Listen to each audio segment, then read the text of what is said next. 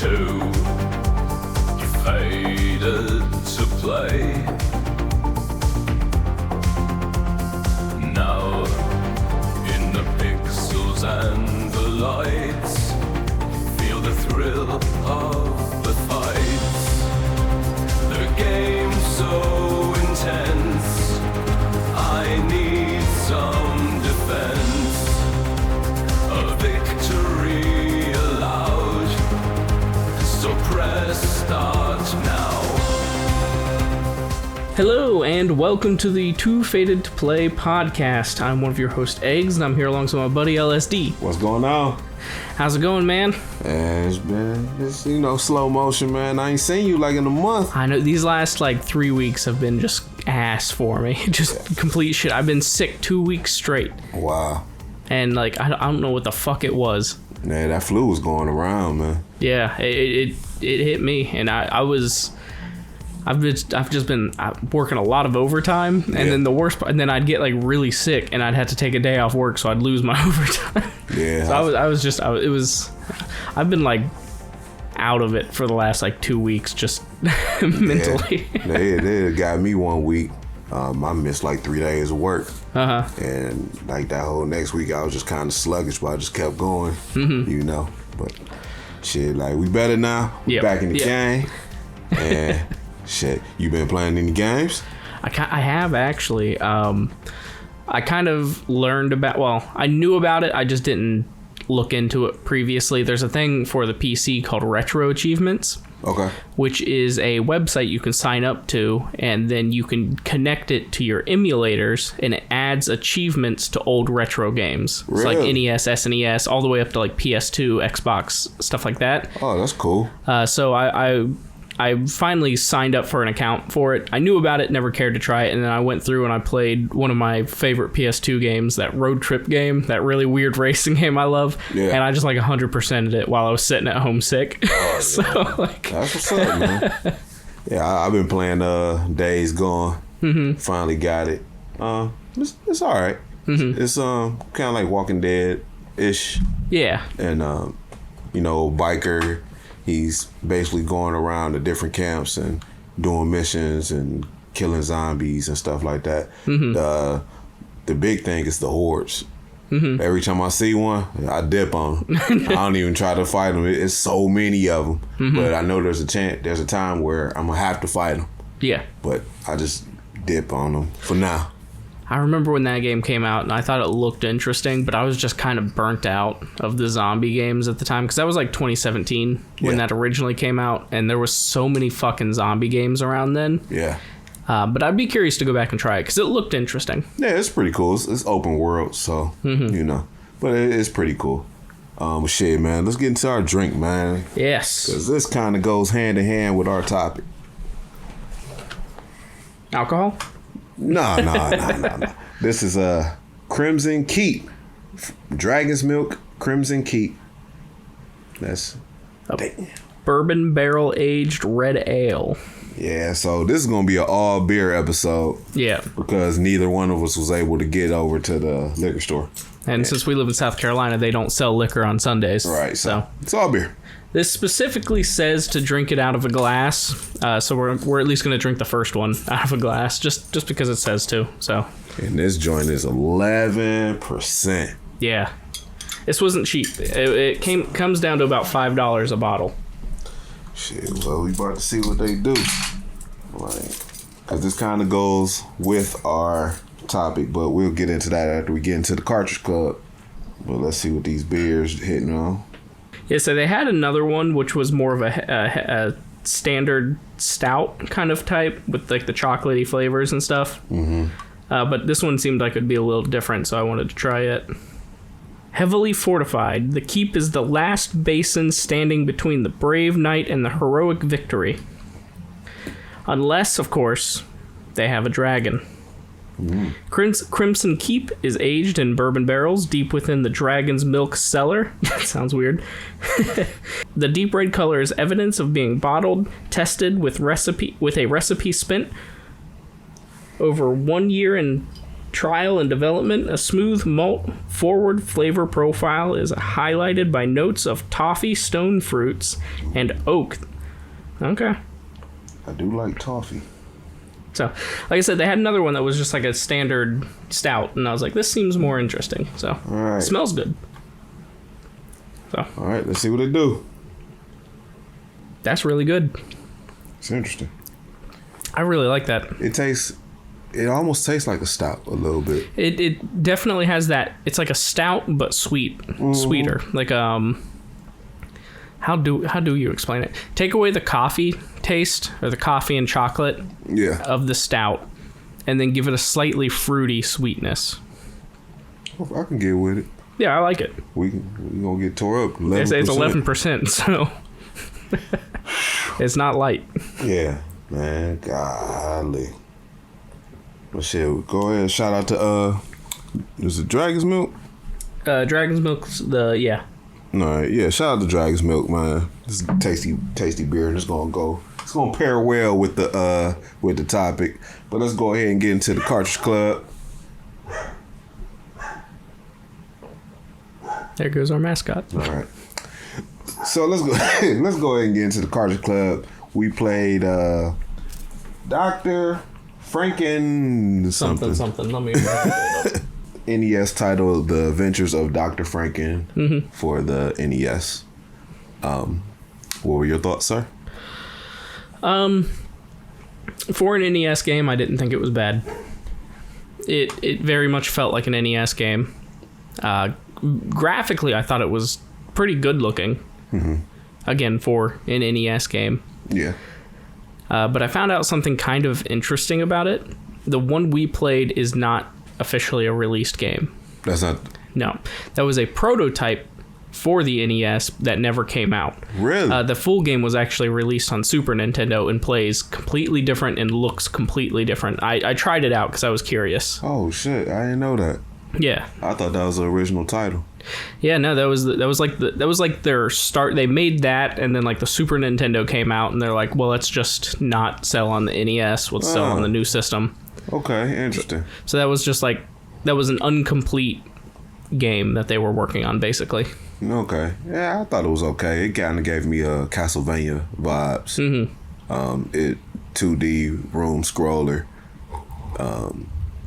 That's what I got out of it. Like it played just like Castlevania to me. Yeah. Some of the jumps were kind of tricky, and you're trying to get to like the upper levels and stuff. It was kind of like mucky, but I mean it was okay. It's playable. Yeah, it didn't do a great job explaining what to do, because like it kind of just drops you into a room, right, and then you start walking around. Then you'll try to go upstairs and it's just like door locked. Yeah. Okay, you try to go in a door locked. And then there's like areas where it wants you to go through a door that you can't see because you have to go down. Yeah. And the only thing they have indicating that is like a small arrow. Yeah, it was a little confusing. I just kind of walked around until a door opened up, and that's how far I got into it. I didn't get a chance to get to like no boss or anything. I just kind of walked around, jumped around, and killed like some little ghosts, and that was really it.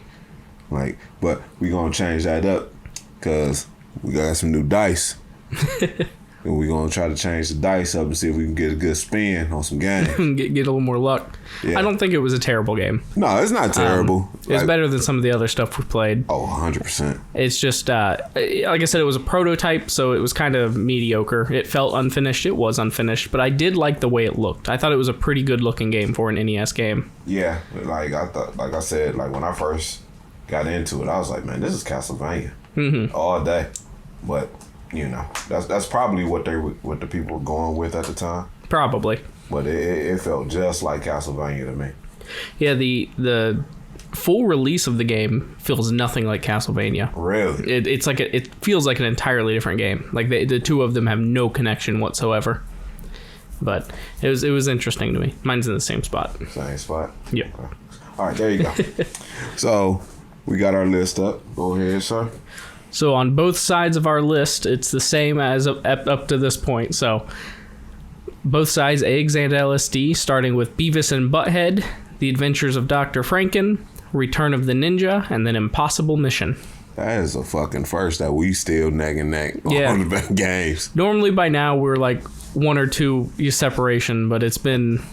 That's because we ain't been playing no fucking RPGs. Yeah, that's true. And if we was playing RPGs, it'll probably still be high on my list. It might be still the same. Yeah, we haven't had too much greatness yet. Oh, it's coming. I already know. We're gonna use these new dice and we're gonna find out. Yeah, let's go ahead and see what they do.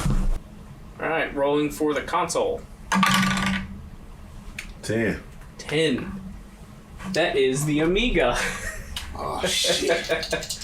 These dice ain't hitting on me. 75. All right, so we rolled 875. Yep. Because we wasn't out of. Amiga has a lot of games, so we added an extra dice. So we're 875, and that's Super Methane Bros. Yeah. Which is that's gonna be interesting. It sounds to me like it's some kind of like spoof game of Super Mario Bros. But on meth. Or farting. That's funny. I don't know. We'll find out, I guess. We'll find out. I feel like it's not an official game in a way. That. So I believe that. We'll find out. All right, so we into our main topic. That really goes with this beer. Dragons, quest, swords. Ah, man. So everybody's hip to the Atari 2600. That's the OG. Oh, yeah. All right.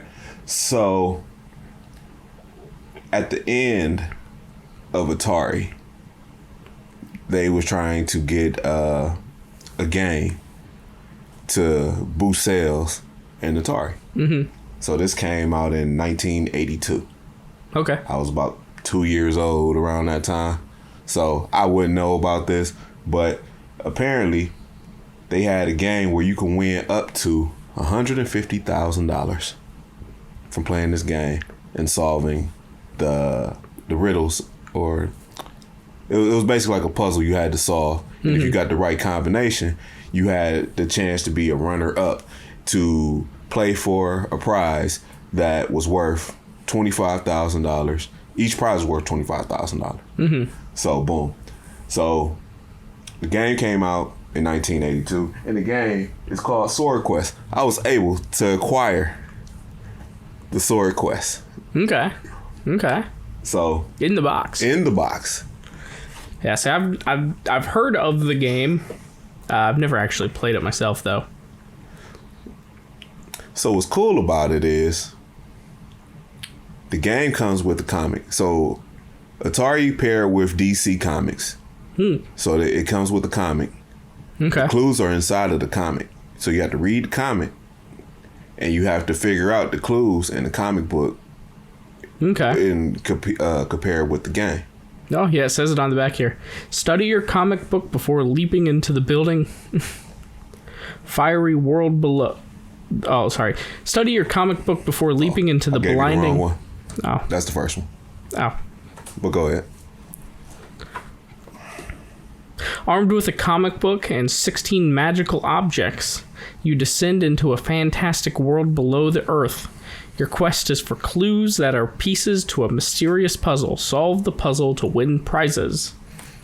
Yeah, so that one is actually still sealed. Oh, shit, yeah, this is. With the Toys R Us sticker on the front. Yeah, that is. So, I can never open it. No, it's... But this one's actually open. $2.93. Wow. $2.93. Right. But yeah, this one's unsealed. This one's in a plastic case to keep it protected. But that one you can open. It has the comic book in there and everything. So, thing about Swordquest it was probably one of the biggest controversies in video games. Really? Oh yeah. Up to that point. So, I'm gonna break it down to you. So we're gonna start with the first one. There was 4 games: Earth World, Fire World, Water World, Air World. Okay. So we're gonna start with Earth World. And that's the first game. This the first copy of the series, Earth World. So when Atari came out with this, they made 500,000 copies. Mm-hmm. Out of 500,000 copies, how many people you think solved the puzzle? Just take a guess. Just throw a number out there. Out of 500,000. Out of 500,000. Did it sell all 500,000? I don't know. No, okay. Because I mean, gaming wasn't as big then. I'm gonna give it. Let's be generous to people in the 80s, like 500. 500? Yeah. 8. 8. Oh, okay. 8 people was able to figure out the figure out the code to be a runner-up for the first prize. Okay. So the prizes were kind of dope. You know, they were made by the Franklin Mint. If you hit to the Franklin Mint, you know, they make a bunch of collector stuff. So the first prize was a medallion. 18 karat gold, diamonds, rubies, all in it, everything. So when you won, you had to take a picture, submit it, and mail it to Atari. So this is like pre-internet days where it took weeks to get, your answer or whatever. So 8 people got it. So Atari flew them out to this place in California, kind of like a hotel. They had like a conference room, and they had like TVs in there. And they rolled them out, and people played the game. So whoever beat the game and figured out the clues, you won the prize. Okay. So what Atari did, they remade the game and changed everything around. So you had to refigure it out. So you just wouldn't remember your steps. You know what I mean? Mm-hmm. So a guy won it. Young guy. He got his medallion. $25,000. That's what it's worth. Okay. So he ended up, IRS won taxes on it. Yeah. So, $25,000 in 1980, that's a lot of money. Like, you buy a house with that shit. So he didn't have the money. So he sold it, Sold it. I think he got about $14,000 at the end of the day. Mm-hmm. So he ended up buying like a Fiero with the money. Right. So he basically gave his money away. So anyways, a couple years later, they came out with the second one is Fire World. Now, this one, more people did better. Okay. I think it was like 50 people who figured it out. Okay. All right. But what fucked up is Atari was cash logged. So they like, shit, we got to figure out how we could eliminate some of these people, you know? Like 50 people figured it out, So what they did, they made them write an essay. Right, to figure out why you like the game so much or whatever, and they ran off of that. But I think by the end of it, they had like about 40 something contestants. So boom. So now they got 40 contestants. They did the same thing. Flew them out. They played the game. The person won it. Cool fact is, one of the people who won it is from South Carolina. Oh, really? Like in Kershaw. Really? Yeah. Like that's not that far from here. No. Yeah. So the second prize was a chalice. Okay. Diamonds, all that stuff in it. So he won it, but they didn't just give it to him in the beginning like they gave the other guy, like, hey, here's your prize, you get on the plane. So they kind of was like, well, that's kind of like a security risk. We don't want you to get robbed, so we gonna mail it to you. So eventually he got it. All right? Okay. He did get it. He did get it. All right. So now Atari like, shit, man, we can't keep this up. We ain't got the money. Because it's getting expensive. Plane tickets, hotel, putting all these people up, food, it's getting real expensive for Atari. And then Atari already belly up. Yeah, not to mention this is the point in time when Atari is not doing great. Right. It wasn't E.T. that didn't kill him. Yeah. It was Swordquest that killed him. E.T. was like the final nail in the coffin, Right. but it was, yeah. But what's cool, so nobody has seen the other prizes. Really? They don't even know if they was physically even made. I wouldn't be surprised, like, if a fucking corporation said, look at all this stuff we have. Oh, never mind, we don't have it. You know? Yeah. Only people who ever seen drawing renderings of these prizes, except for the 2 people who won. Mm-hmm. So in the 3rd series was Waterworld. Mm-hmm. So Atari thought they was slick. They's like, shit, man. People, figuring out the quest a little bit too easy. Mm-hmm. So now, if you want the game, now you got to order the game. You couldn't go into Kmart or whatever video game store at the time was to go pick the game up. You had to be in the Atari club. Mm-hmm. You had to mail out for it, and then you probably had to wait 2 months to get it. I kind of fucking miss Kmart now that you bring it up. Dude, they had the Little Caesars inside Kmart. Oh my god! Go up and get yourself a slice of pizza. That's funny that you say that, because our Kmart didn't have the Little Caesars, but it had whatever Kmart food court was. Yeah. And I remember going in there with my grandmother, and I used to get a slice of pizza and a slushie every time. Yeah. Yeah. I'd go with my mom, and I'd go up to the Little Caesars, get a slice of pizza, and sit there in the food court and eat it, and then we'd go shopping. Good time. Sorry. Oh, no. I haven't thought about Kmart in a long time. So Swordquest Waterworld, I tried to acquire that. Uh-huh. It is fucking expensive. Yeah, it's probably sold a lot less. It's I think the cheapest I saw was $2,000. Jeez. Right.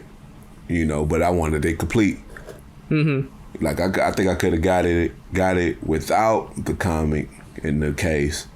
It would have been $300, but still I wanted it complete. Yeah. But anyway. That's the downside of being a collector. Right. So now you got Waterworld. So they had to mail out for it. Probably took 2 months to get it. Mm-hmm. And people played the game. So while before that they could even get to the point where people could figure it out, Atari was cashing out. They was sending people hey, we'll give you $15,000 right now if you just don't play the game. Oh, to people who had previously won? To the people who previous won, they told them we'll get you $15,000 just to sign this, walk away. Mm-hmm. Then the people who won Waterworld, $2,500. Okay. We give you $2,500 cash right now, walk away. $2,500 in the 80s. That's a lot of money. It's nice. Yeah, that's a nice size of money. Because if you think about it, people were probably only making $3 an hour. Yeah. Back then. So I mean, a brand new car was $5,000. Right. So you got $2,500, you can get you a nice used car. A real nice used car. Or, pay your bills up or pay some college tuition, you know what I mean? So a lot of people took that money. Yeah, it's not something to scoff at then. Right. So what was ill about it, so as the time went on, they never had the contest for Waterworld. Mm-hmm. So they hey, people start getting kind of curious, so where's the prizes at, Where's the rest of the prizes? So the first prize was the medallion. The second was a chalice. The other one was Sorcerer's Stone. Then you won a crown, and then you won this sword. Okay. The sword was the big boy. That one was worth $50. Okay. So there's never been any sightings of the Sorcerer's Stone, the crown, or the sword. But there's people that's saying that the person who bought Atari at the end, I can't remember his name, is Tomel or something. Yeah, I don't know. Anyway, he was one of the people who owned Atari. So at the time, they think that he took the prizes and displayed them in his house. It's like a big conspiracy in the Atari world. Really, it's like a thing. Really, because so flash forward 20 years in 2000s or something like that. There's this guy he goes to like a thrift store, and he's just going through some stuff, and he see like, you know, like some pictures, you know, somebody donated their pictures or stuff, and he just kind of like just flipping through the pictures, and then he noticed in one of the pictures was like, hey, that's the sword for Swordquest and Atari. He sees it in the background, and the guy standing in front holding up Swordquest, but he sees the physical sword in the background. He's like, oh shit, that's the sword. Yeah. So, you know, this is like pre-internet, like not pre-internet, but like the infancy of internet. So he uploads the pictures, and the fucking Atari community go crazy. Like, yo, that's the fucking sword right there. Yeah. So, but there's still like no physical proof that the sword really exists, or the other prizes that really exist. So there's been like people talk to people who worked at Franklin Mint, like they say they did so much stuff that they don't really remember what it was, because it wasn't like this what this was for. It was like you got a make number, like, hey, you make 3576 and that's what you making, but you don't know what the fuck it's for, you know. So people really couldn't figure out, like, damn, like, did they really make that shit? Is this stuff still around? Because you can't find it anywhere. Yeah, no, I mean, it's difficult to figure out if something like that is around in a lot of different cases. Even just some stuff that's like, I'm trying to. I had a thought about something. What was it? I don't know. There was some toy that it had popped in my mind, and now I'll have to refine it. I probably won't. I'll probably remember it in 2 days. But there was a toy or something that was like, it was advertised. People had said they had gotten it, but no one ever like shared a picture of it. And, you know, and then it was just like, well, does that toy exist? Nobody actually fucking knows. Oh, so it's like kind of like Shazam with Sinbad. But the movie never existed. Yeah. Everybody was like, I remember Sinbad being the genie. He was like, no, I never did that shit. Yeah. So, the Mandela effect. Yeah, that's what it is, the Mandela effect. But yeah, that shit crazy, man. About that I just stumbled on that history of Atari that I never heard of, and I was like, damn, that's pretty dope. And then I started looking at it, and I was like, man, let me see if I can get the games, because that'd be, you know, something that we could talk about. Oh, and so I forgot this last tidbit. So it was supposed to be 4 games. Okay. Airworld was the last one. They never made it. Oh, really? They never made it at all. So it's like this mythical game that they say that there's like a prototype out there that some like the person who created, but they never produced it.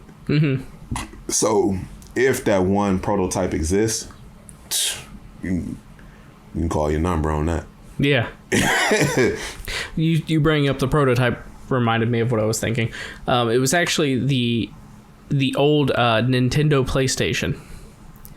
For the longest time, that was just a myth. Nintendo PlayStation. I don't think I even heard of it. Oh, you've never heard of that? No, that's the thing. Oh, shit. Okay, so, fuck. All right. I get to get into this. Yeah, get in. So, the Nintendo PlayStation is why Sony made the PlayStation 1. Because the deal with the Nintendo PlayStation went so sour that Sony said, fuck you, we're going to make our own game console and beat you. You know what? Now as you say that, I did hear that. I did hear that. The Sony PlayStation was Nintendo's original plan for adding a disc drive to the Super Nintendo. So essentially all it was a Super Nintendo with a PlayStation disc drive in it. And it could play Super Nintendo games on disc. It was prototyped, it was built, it was ready to be tested and ready to be like made into a final product and shipped out.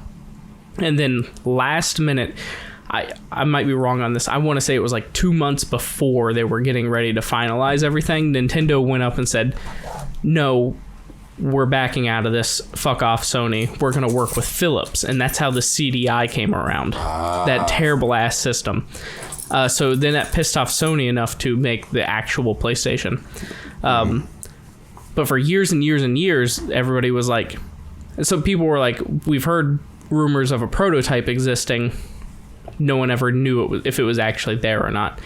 And then it was in like 2021, I want to say, some guy found it in his attic. Mm-hmm. And it sold for millions of dollars. You know what? I think I remember seeing that too. Mm-hmm. And if you look at Game, I think I saw it on there. Mm-hmm. The price is just astronomical. Yeah. Like you talking big boy money there. Yeah. It's big boy money. It's like you get like a Super Nintendo controller, but it has like PlayStation on it, and it's a weird like white and tan rectangle. It was just in some dude's attic. It's the one prototype that anybody actually knows about, and like for years it was like, does it exist? Yeah. Some people say it does, and then finally someone just found it in their attic. Yeah. Which that'd be one of those. That's the most insane attic find ever. Yeah, and you know, when I was talking about the guy in South Carolina who won the chalice, like that guy owns that. It's never been sold, so I'm pretty sure he probably still holding on to it. Yeah. Just imagine that guy, you know, dies or something like that, and his family clean out his house. They just send the shit to the Goodwill. Yeah. That's how stuff like that happens. Mm-hmm. So now I got to go out there in Kershaw and I got to start doing some goddamn hunting. Start knocking on doors. Hey, I wouldn't do that. Like no, but you know, like people said they like try to reach out to the guy and he just won't.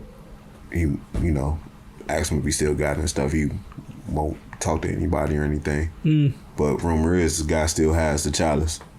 So he might have sold it. He might not have sold it. Mm-hmm. But well, I'm sure there was so few of them that if it was sold, there would be some kind of like, unless he sold it really early on. Yeah, before there was any kind of like tracking of internet tracking. Yeah. I'm sure someone on the internet somewhere would say something about it. And probably, you know, because you taking it to a place like a jeweler or something, they don't know what it is. They just, hey, here's this thing. And, you know, gold's heavy. Mm-hmm. So, you know, you pick it up and you like, let me test it. And then you like, oh, shit, this is pure. Mm-hmm. All right, shit, I'll give you 14 because, you know, they going to try to bullshit you anyway. Yeah, obviously. They ain't going to give you the 25. No. But, you know, now, if he would have held on to it and it was already authenticated or whatever, if you would have put that at auction, shit, he probably would have hit 500 easy. Mm-hmm. Easy. But the sword, if the sword does exist, was the sword gold, or was it like? I think the hilt, and you know, the hilt was like gold and had all these jewels. There's pictures of them. Okay. Online, if you want to like check it out. Yeah, I'll put one up here in the video just so people can see it. Yeah, so you can see exactly what the prizes look like. Mm-hmm. But I think, you know, the sword was just like regular steel, but the hilt had like rubies and jewels and diamonds all in it. Mm-hmm. And they said that one was worth $50,000. Yeah, of course, $50,000 in the '80s is insane. Right. So to a collector who got deep pockets, he gonna pay for that. Mm-hmm. So shit, it'll probably reach 5 easy.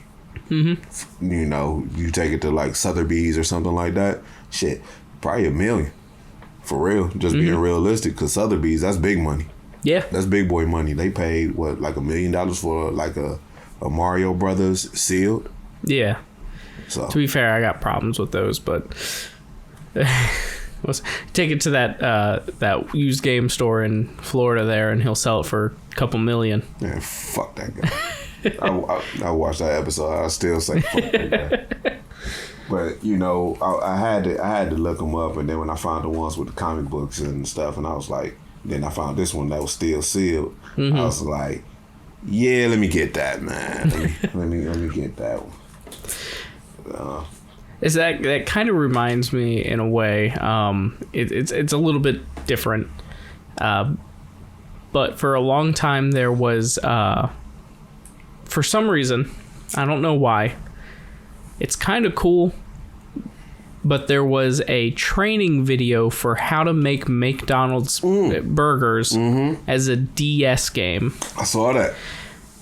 And that they were obviously meant to be destroyed when they were out of circulation as like a training video.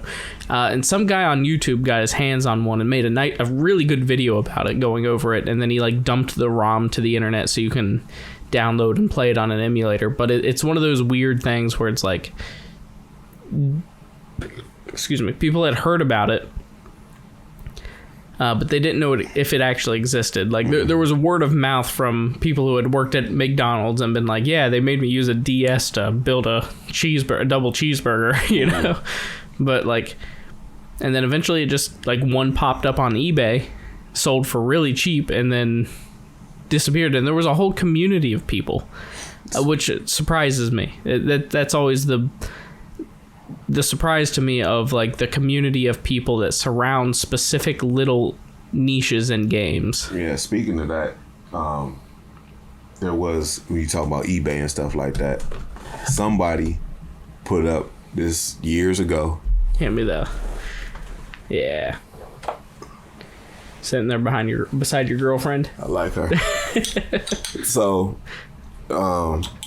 years ago, somebody put an ad on eBay saying that they had Air World of Swordquest. That's the one that they didn't release. They said that shit jumped up to like $10,000. Just on the promise that Just they had on it? the promise that they had it. And then when it got like too big, the person who had it pulled it down. Yeah, because obviously they didn't have it. Yeah. But just that's just crazy that you got this one prototype game that you could pretty much just call your fucking number on it. If I had the prototype and I put it on eBay and showed you that I was playing the shit, like that shit probably get up 20, 30. Yeah. Quick. Oh yeah. Quick. And there'll probably be that one fucking guy, and where was that guy? Was he in Australia who had that fucking warehouse of the games that you had showed me like a couple years ago? That dude collection was insane. Yeah, it was massive. Like he had a whole warehouse on the back of his house that was just games. Like everything. So he would be the guy who paid for that. Yeah, and then he'd never tell anybody. Oh no, it just. I actually think I like the taste of this better out of the bottle than out of the cup. Facts. It's like a stronger flavor when it's out of the bottle. I don't know why. Yeah, I prefer it in the bottle. Yeah, it tastes better. Tastes better in the bottle. It's good. I like it. Is it worth $20 for 4 bottles? I don't know, but it's good. So, I just kind of acquired a kegerator. Yeah. And it was a good deal. I paid $70 for it, which is really cheap for a kegerator. The kegs, if you want Against the Grain, $180 for Against the Grain. And we like Against the Grain. We like Against the Grain. How many cups you get out of that keg, though?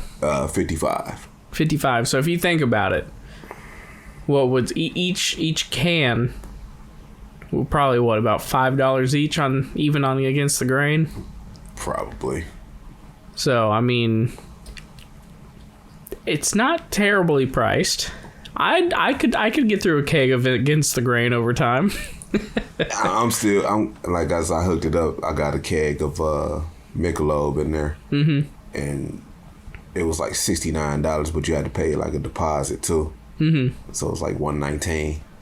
But I tried to I'm getting a lot of like foamy head and stuff. So I'm trying to set the regulator right.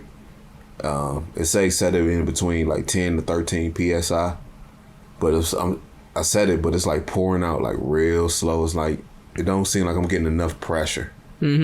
So I'm trying to figure that out. It's like weird. Does it need like, I know some of the like the bars and stuff use CO2 cartridges or CO2 canisters. Yeah, it's a big CO2 tank that I got in there. That was like really cheap. I think it was like $35 to get it filled. It's about like 5 pounder or something, or 5 gallon. I don't know. But anyway, it got like the thing on it, and I was trying to get it to I was fucking with it last night, and I was just getting a little bit too much head. Okay. And you know, you gotta wait for it to sit down, and then the beer is not strong. It tastes a little flat. So I'm still trying to figure it out. So I don't know, but Against the Grain is like $180. Anything like IPA, easy 100 and whatever. Yeah, but that's because that's the good stuff. It is the good stuff. that's the shit you really want to drink. Just imagine if I get some Christmas ale. That shit like $2.50. Because like I like Michelob. It's a good beer. But like, you put an Against the Grain in front of me or a Michelob. Oh, Against the Grain. Taking Against the Grain. There's just some.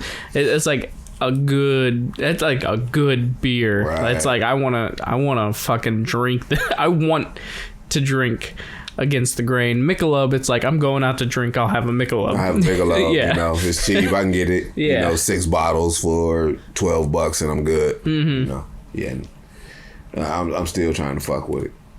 But yeah, I thought that was interesting that Atari kind of they just said, yeah, we can't finish this contest because it's costing us too much money. Cool concept.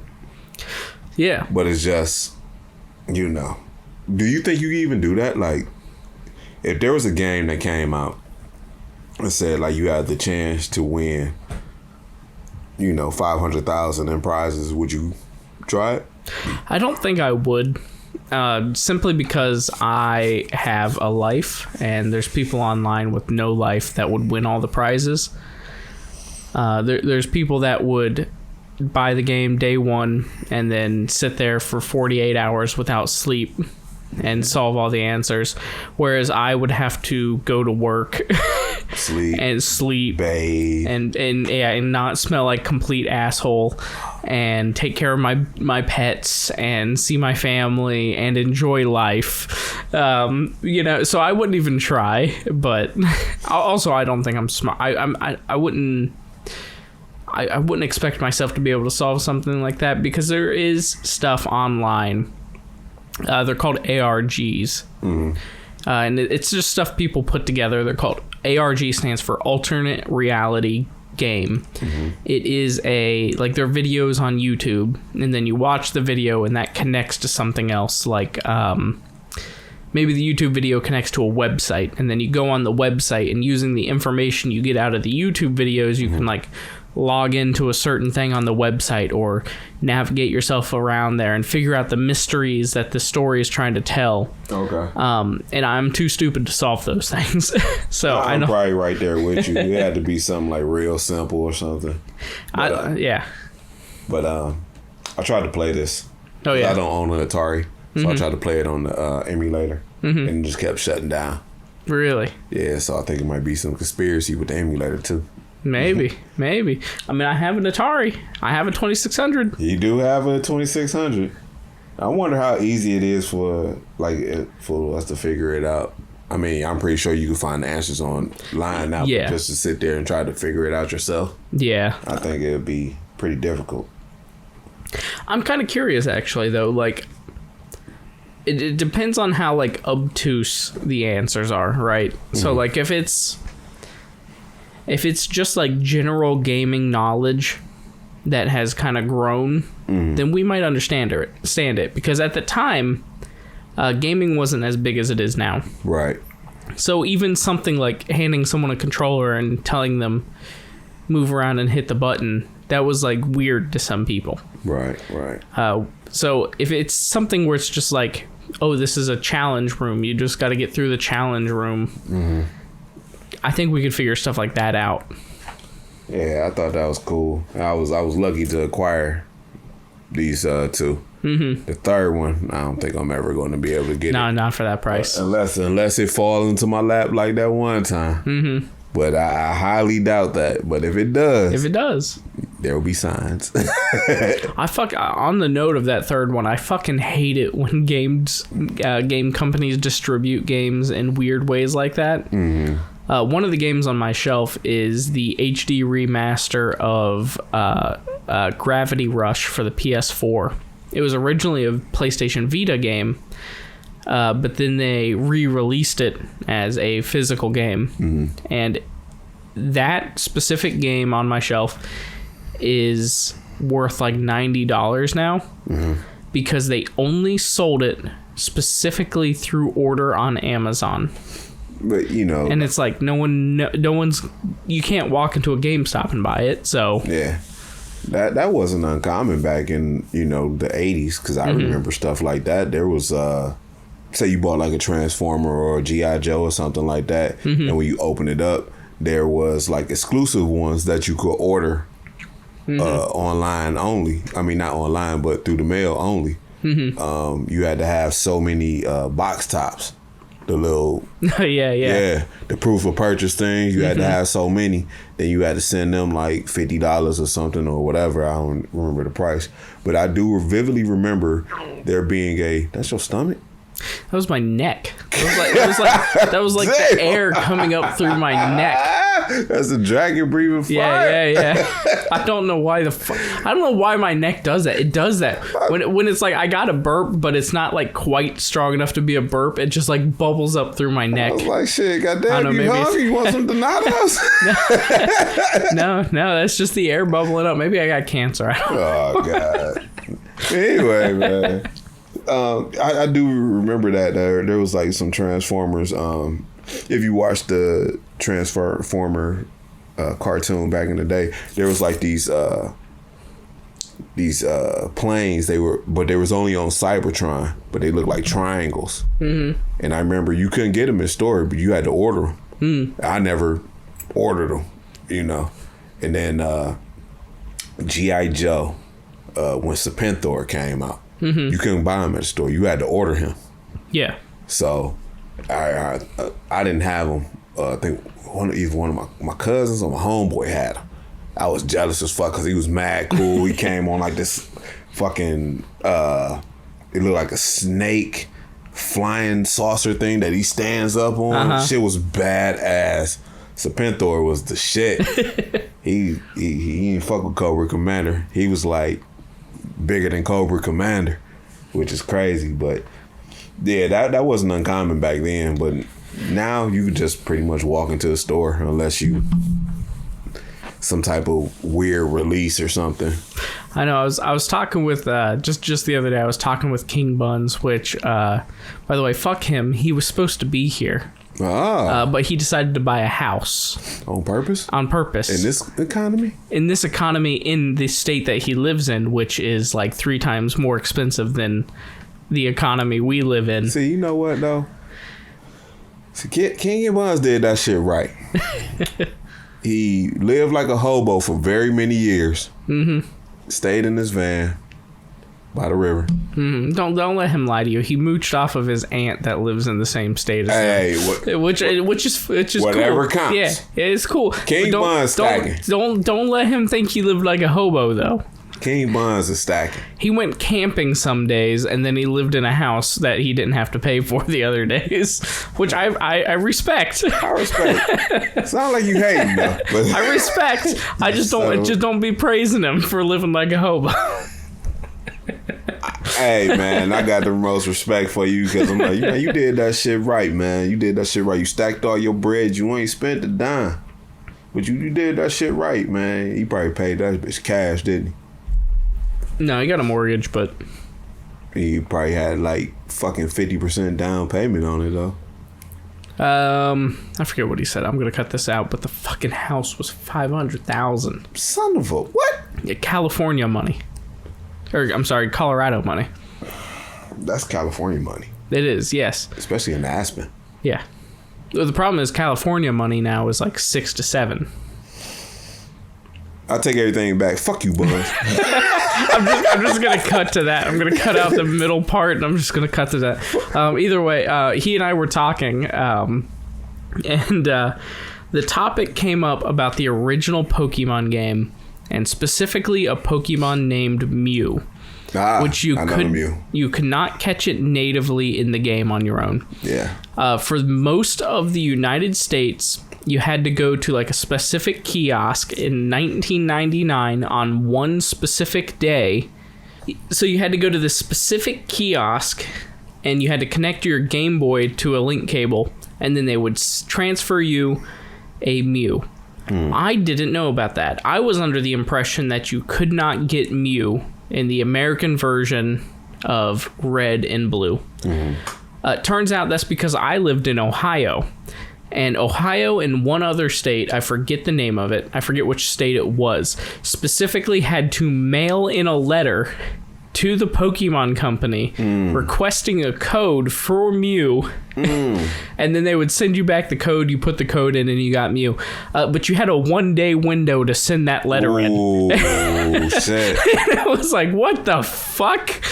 No wonder I didn't know you couldn't have Mew, because it was fucking impossible in the state I lived in. Now, my question is, like, so for Pokemon Blue and Red, that's like the first one, right? Uh-huh. If you had a Game Boy with Mew on it, could you sell that on eBay? Probably not. Simply because all of the batteries that hold the saved games of those original cartridges are dead. And if you try to change that battery out, it erases it. So I'm going to say no, just because they don't exist. I know there's a few people who have uploaded their saves onto the internet. Yeah. And they're like, here's the save I had on my cartridge with that original Mew. Go ahead and play it. But I do not think an original save exists anymore. Because you know me, I'm about the money.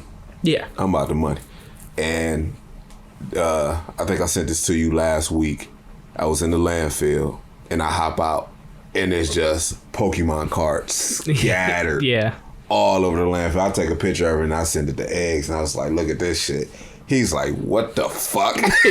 There's a fuckload of Pokemon cards. So I ended up picking up one because it was kind of like in a case. It wasn't, it was kind of like dusty, and I pulled it out the case and stuff, and I'm like, it's not in terrible shape. Yeah. But it was worth going. Yeah, it's that original fat Pikachu. Yeah, so I still got it. It's in my truck right now. I just I wonder if I can restore it. I doubt it. I know it's like there was a thing that we used to do when we used to trade basketball cards and football cards when we was kids, and you used to take like a iron and put it in between two wax, like the shit you bake with, wax paper and stuff, and you press it, and you used to get it pretty straight. Yeah, you used to get it real straight. So I don't know, but it's not terrible. But so a couple weeks ago, I was hustling at the flea market. The woman next to me had this guy was going through. Like, she had like a photo album, she pulls it out, all Pokemon cards. And he was going through it, and I'm sitting there looking. I'm ear hustling. I'm making money, but I'm ear hustling at the same time. So I'm like, I want to see what he gonna get that shit for. And then he was like, hey, how much for this book of Pokemon cards? He saw money in it. I saw it because it's a bunch of resellers down there. I met a reseller. I'm trying to get him on a podcast. I got his information, but anyway, so. He it was big ass. I mean, she was about this thick Pokemon cards. He's like, how much for this whole book? And the woman, I guess she picked up on it. She's like, oh, that's not for sale. I ain't go for that yet. I was like, oh yeah, he knew. He saw something. He saw something in there. Yeah. And I was about to smooth over there. I'm like, shit, what you want for that book? Shit, I'll buy that bitch right now.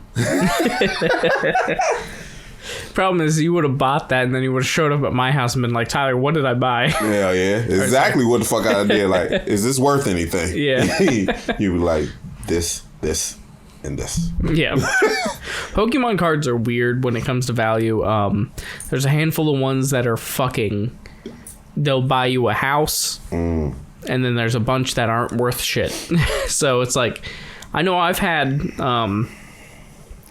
over the years, I've collected Pokemon cards, and I've had a handful of them that they were worth money, and problem is I played with them, so they're not worth nearly as much as they could be mint. I know you had kid brains. Yeah, I played with them. They were my cards. I had a specific card, which was the Snorlax from the Jungle set, a hollow Snorlax from the Jungle set. That card by itself at the moment I think is worth like $300. When we did the Pokemon episode, which was way back, it was like episode 10 or some shit. Right. The one I played with is worn out and not worth anything. I wanted to find it. I couldn't find it in time because I wanted to do a joke to just piss off the Pokemon card community where I was... Don't let these weird people show up to your house, man. I wanted to do a joke where I think in the video I said, like, there's been enough Pokemon cards sold that every single human on Earth should have, like, 7.5 Pokemon cards. Or something. It was something around those numbers. That's how many Pokemon cards have sold. I was going to hand you like 7 cards. I remember you telling me that. Yeah, I was going to hand you 7 cards, and then I was going to hold up this hollow Jungle Snorlax, rip it in half on camera, and then hand you your half to be like, and there's your 7.5.